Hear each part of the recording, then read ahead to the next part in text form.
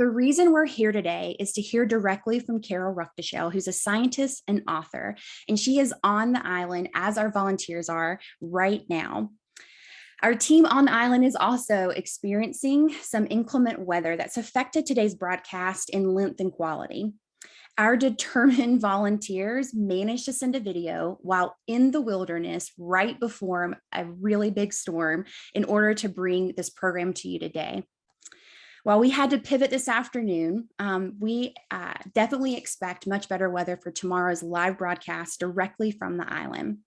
I just want to say thank you to our unshakable volunteers for making sure we receive the content for today. And we appreciate our viewers and your support and understanding. All right. Carol Ruckteschel first visited Cumberland Island in the 1960s as a research assistant at Georgia State University. She took up residence on the island in the early 1970s and has dedicated her life to its study. During her career, Ruckteschel organized the Sea Turtle Stranding Network, reporting dead or injured sea turtles, which was later taken over by the National Marine Fisheries Service. She has served as a researcher and observer for sea turtle nesting surveys, the Smithsonian Institution, U.S. National Park Service, U.S. Fish and Wildlife Service, and the Georgia Department of Natural Resources.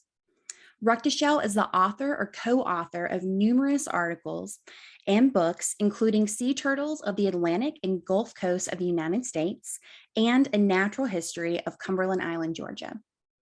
Joining Ms. Ruckteschel from Cumberland Island is Jessica Howe-Edwards, the Director of Wild Cumberland.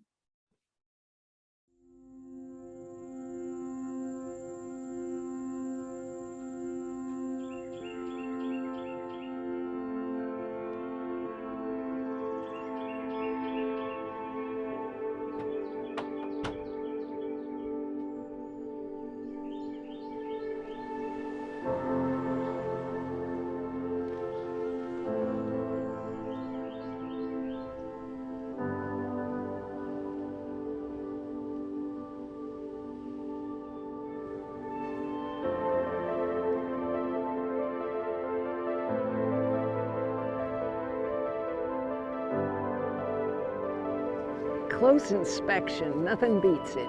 It's just so exciting. Everywhere you go here is exciting. You see something new.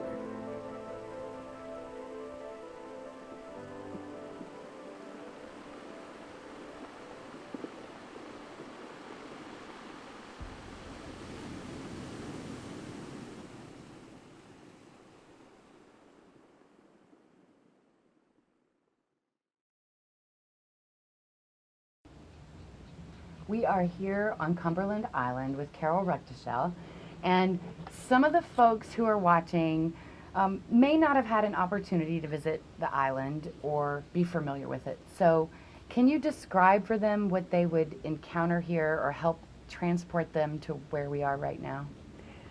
Cumberland is Georgia's southernmost and largest barrier island. And a barrier island,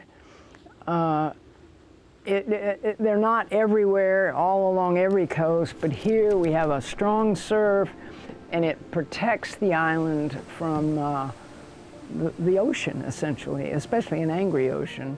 And so they're really very, very important. They're delineated by rivers coming down. So there's one river on the south end, one river on the north end. And when you come over, you see the famous Georgia salt marshes, which spread forever, and they're really beautiful and very productive habitats. And then at Sea Camp, you enter the magnificent maritime forest, which is truly awesome.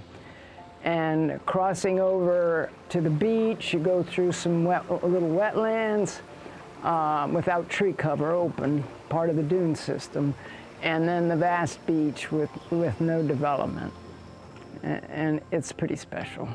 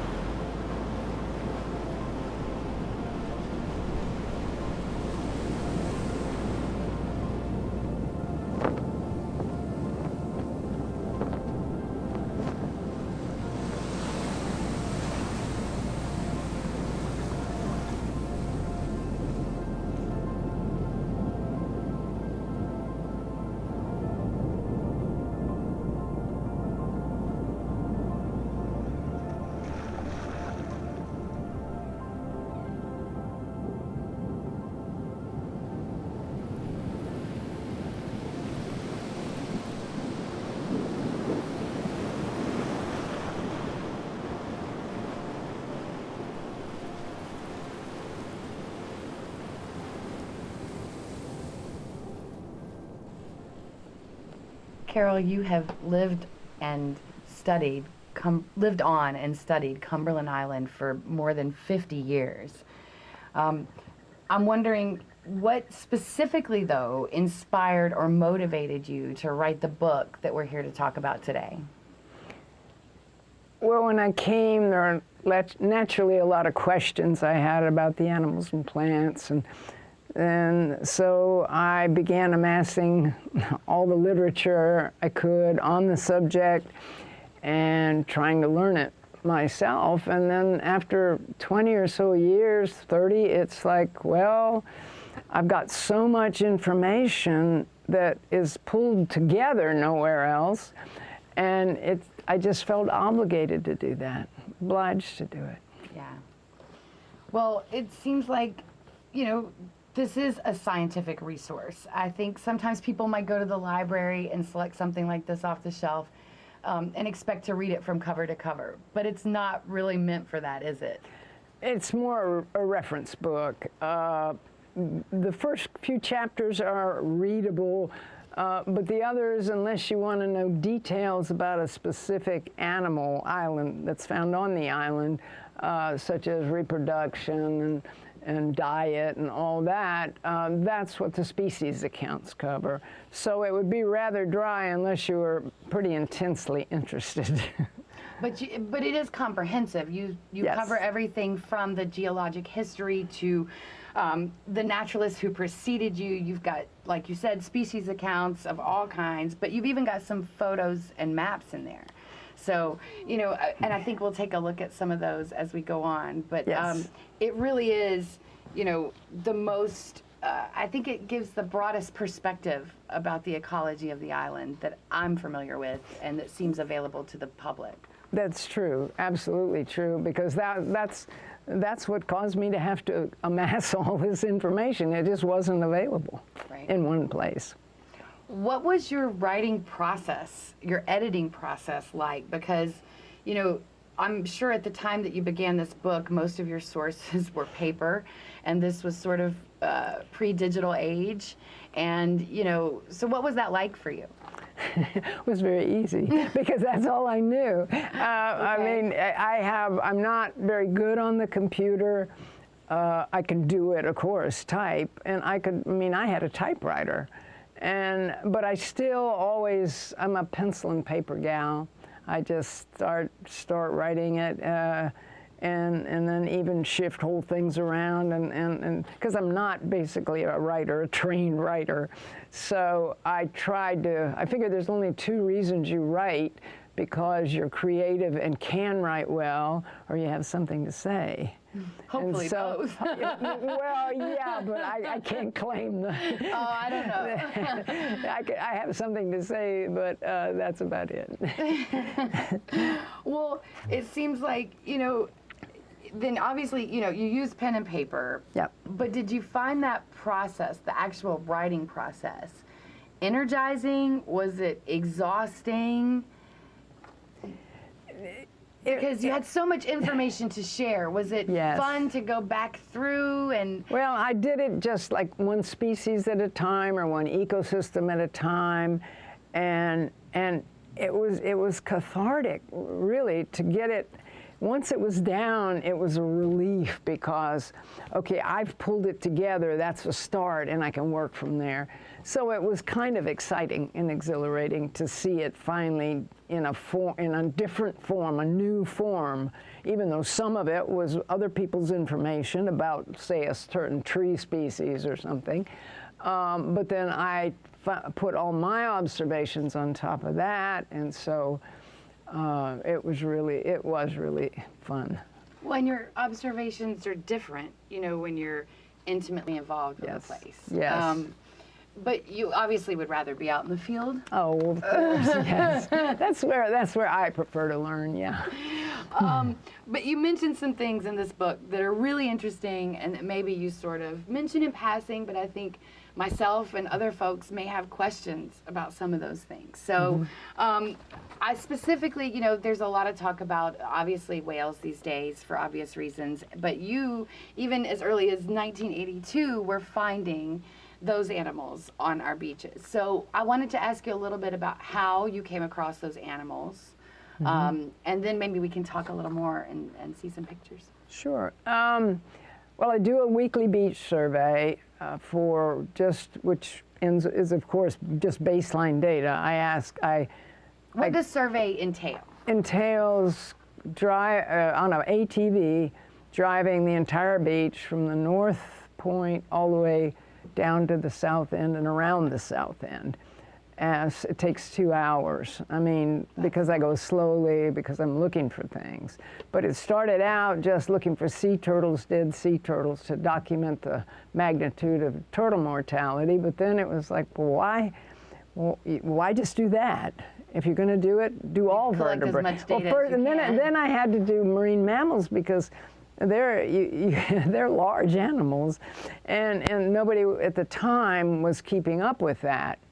Dead marine mammals. And so I did it. I started doing it, and then a little later I said, well, why just marine mammals and turtles? Why not do all vertebrates? So then I ended up doing all vertebrates, which is just to document it. But it provides a baseline and from which you can judge changes, trends, many things. So it's valuable data. Well, it's only been for 40 years, really. The first years I had to work on a place to live. So that's how you discover items typically, is on your survey. Yes. Most typically. And there's some images. So we pulled some special slides from Carol's personal collection to share with you today, and related to some of these things. So we have some of whales, and I thought we're going to work hard to make sure that all of you watching will be able to see these images. If not today, then in a follow-up. But I wanted to take a look at some of these with you, if you're comfortable with that. I'll pass these to you, and we have a slide viewer here. And I may even try to show you how this goes. So let's see if I can pull this in for our friends at home as you look. So Carol, why don't you tell us a little bit about maybe how you discovered this animal and what happened when you did? Well, it was on the beach, but it was alive. You can see the depression that its head is in. And it's a rare whale, a beaked whale.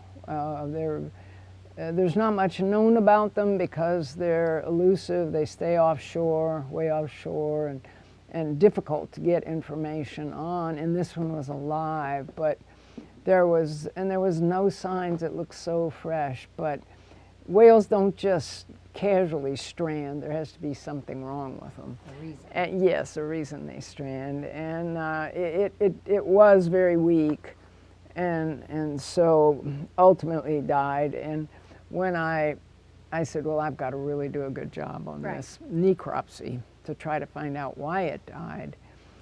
And it was, it took a long time because I was trying to be so meticulous. And you usually go through and look at all the organs and what's in the gut, and lungs okay, and liver okay, and everything was fine. And so I was. Let's put in another picture while you're talking about what you're seeing for everybody. And so everything seemed fine. Everything seemed fine, and I was beginning to get really worried. And then at the last moment, I got up into this area here, and I found something that in the esophagus. The esophagus was swollen at one point, tissue necrotic, and when I finally opened it up to see, it had almost a fist size, not quite as big, but round, but about that long, wad of seaweed in there that was just packed solid, and that had wedged, and since they can't regurgitate, it couldn't get rid of it. So that was finally the cause of death. And I thought, oh gee, if I just had a broom handle to jam down its throat, at least it would have worked. But who knew? Well, it's not even a whale.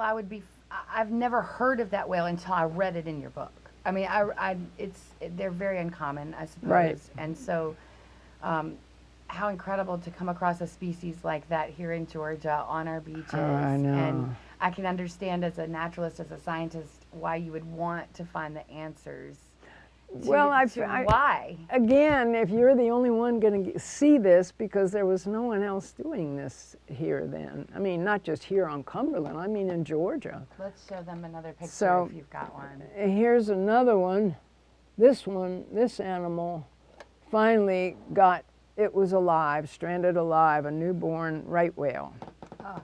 And it got, the New England Aquarium was studying right whales, and they finally got a big front end loader out when it died and put it up in a truck and packaged it up and took it up to the New England Aquarium for good necropsy. I mean, you've seen so much. I understand why you felt compelled to compile it all. I mean, there's nobody else who would have had these experiences, and No. and it's pretty incredible. I feel grateful that you did that. But you know, you have some marine mammals, and those are some things that you're interested in. But you focus mostly, I think, on other types of ecology. Yes. Yeah, the marine habitat is rather hard to work with for me. I mean, I grew up in Atlanta, and so it just, and on land you can follow animals around, you can get their scat, you can watch them eat. There's a lot, I mean, you can learn a lot more from just observations, and so I'm much more interested in terrestrial ecology of the barrier islands, where you can actually make the observations yourself. And what was that like when you moved here and you sort of started to discover these different ecosystems? And you know, because you're so drawn to terrestrial areas, is there a particular area that you really, or terrestrial stuff, is there an area of the islands you'd really like to explore? Well, it's funny because when I moved in my house, I realized that there's this many acres of what we call, or on the island we call scrub, which is flatwoods. It's a poorly drained area, very poor soil. It hasn't got a canopy, tree canopy. I mean, it's got a few scraggly pines, and it's got a few ponds. It's pretty. It's nice that way. You can. I mean, it's well defined by nice. But it's not hospitable because you can barely walk through it. It's very thick, scrubby stuff, and so I really felt cheated here. All this land is so close. All of that undeveloped shoreline and the scrub. Yeah, but here that's my backyard, and so.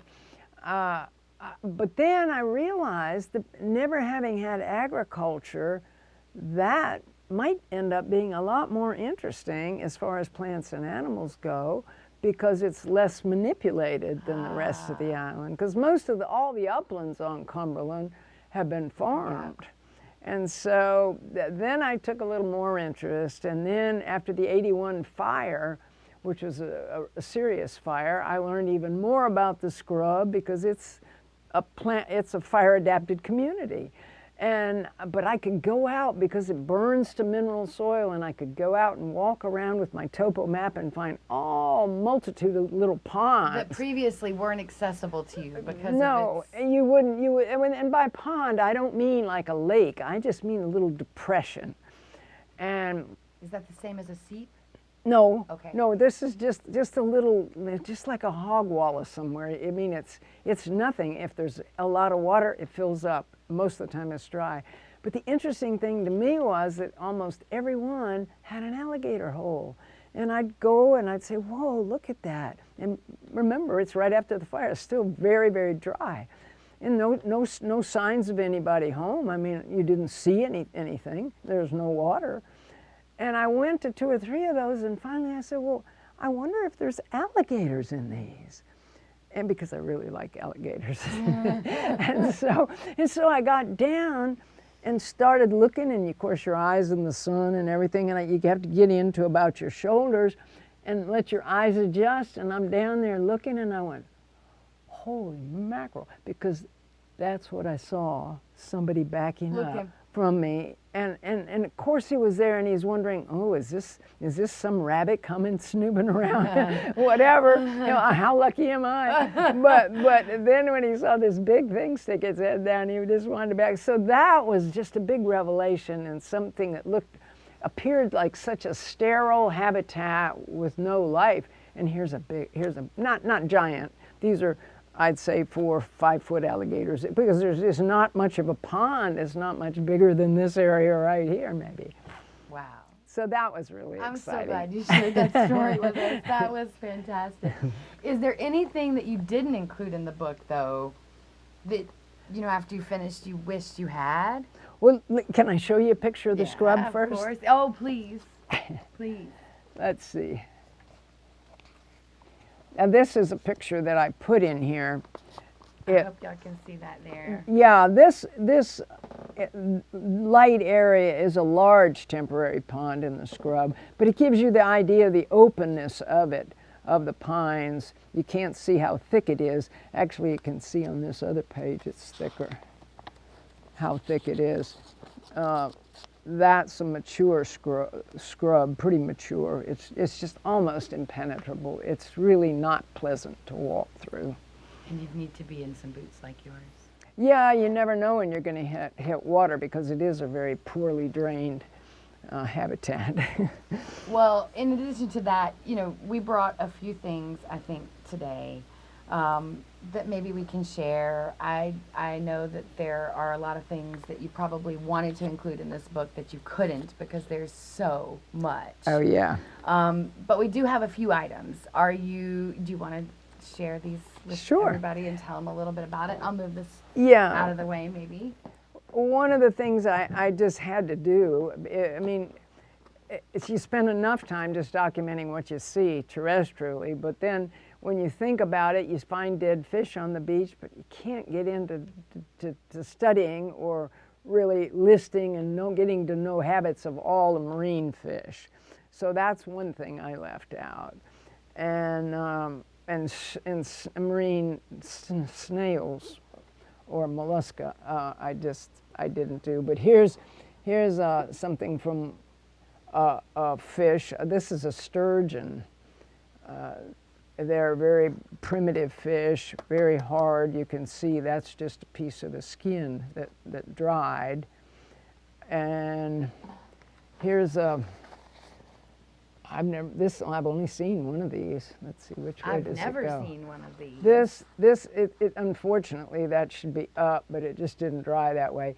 This is a mako shark, and this was just the jaw of it, just because the teeth were so incredible. I think maybe a side view is better, but these are so long. Here, let's lift it up. Let me see if I can lift it right up and turn it around, because that is.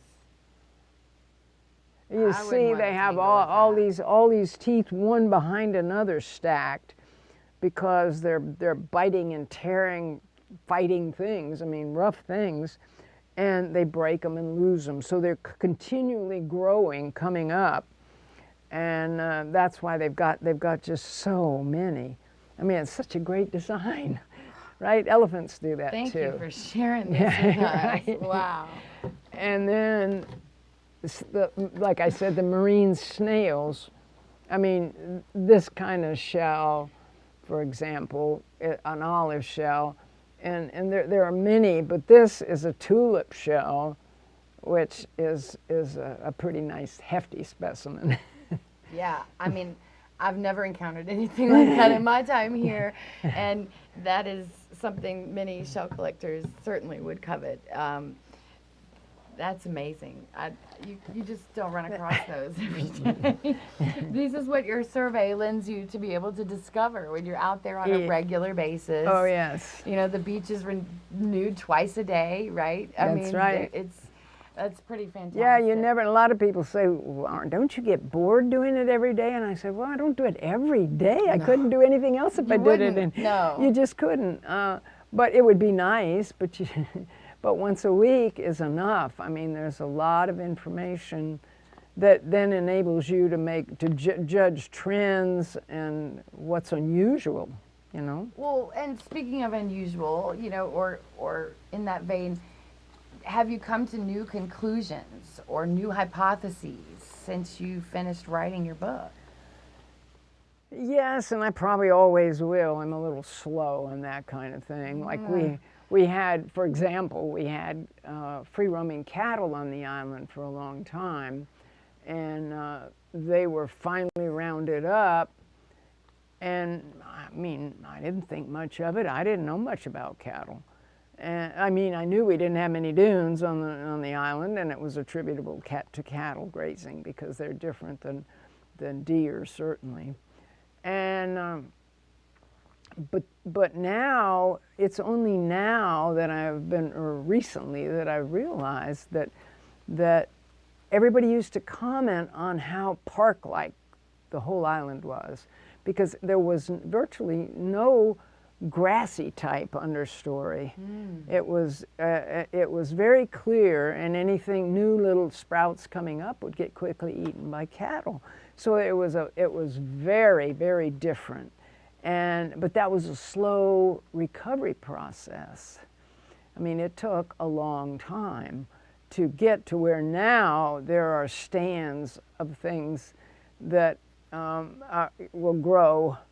You know, it's just thick, very thick, and so that made a big difference in the island. But it took me a while to realize that, not knowing cattle. It took time to make that observation. Yes, and if you hadn't seen it before, you might not. I mean, now you might attribute it to something else. Like the horses. Yeah. Okay. Well, you've worked and collaborated with scientists and researchers from all over. I mean, people like Archie Carr, Jim Lane, Ken Dodd. But I understand that the CDC even traveled here for the kissing bug, related to the kissing bug. So you really have had everybody, but or had an opportunity to have experiences with all kinds of folks. It's been wonderful, yeah. In your history. But I wonder if thinking about that, if you could sort of define natural history for us. Yeah, what I mean, to start out, when it wasn't a popular topic. I mean, biology, there wasn't a lot of biology. There were a few unusual people that loved it and focused on it and everything, but all they could do is make observations, and basically that's what ecology stems from, is just observations. I mean, that's the basis. Nowadays we have a lot of experimentations and all kind of fancy biology, but the old-timey biology was just to see it and pay attention to it, and you might see it repeated, which confirms your initial observation, and that's what is really pleasurable to do. I mean, all the people, explorers that went out west and everything, Lewis and Clark, all of them, that's what they're doing. A lot of their observations were based in natural history observations. Yeah, it really is the foundation. All right, well, that being said, I'm really curious to know a couple of more things, and then we're going to let you go because we're getting some iffy weather here. Yeah, I see it coming. Very quickly. So I just want to, check in on a couple of things that we had received some questions about historically, right. If the weather will let us. And that's let me, hold on. Y'all bear with us. We really are doing our best given the circumstances. Poor possum. But, there's an idea that deficit-driven research. Have you ever heard that term, or is it something you're familiar with? That's a new one on me. Okay, so it's kind of the idea that sometimes the people who are making decisions don't get enough information from locals and people who are, like yourself, intimately familiar with the ecology of an area. Do you think that could, be relevant somewhere like Cumberland Island? Quite possibly. Well, folks, I think we have reached the end of our broadcast for today, and we will see you tomorrow at 1 o'clock. Perfect.